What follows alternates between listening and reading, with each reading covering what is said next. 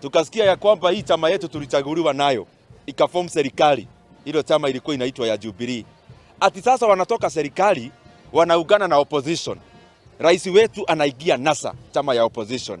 Watu wa Kiambaa na watu wa Mount Kenya region wamemwambia wewe enda NASA, lakini unaenda peke yako. Watu wa Mount Kenya region wote wametoka hiyo chama yetu ya kitambo. The Red Party, we are not party to it anymore. Kwa sababu imedhulumu wa Kenya, ikadhulumu watu wa Mount Kenya region. Sisi wenyewe tulijaribu kuongea maneno ya kahawa, maneno ya majani, maneno ya milk ama maziwa. Wakaona kama tuko na fitina. Tukaanza kuambia hii gas mnaongeza bei ya uga na bidhaa zingine, wacheni kwa sababu inakasirisha raia. Hawakutusikia.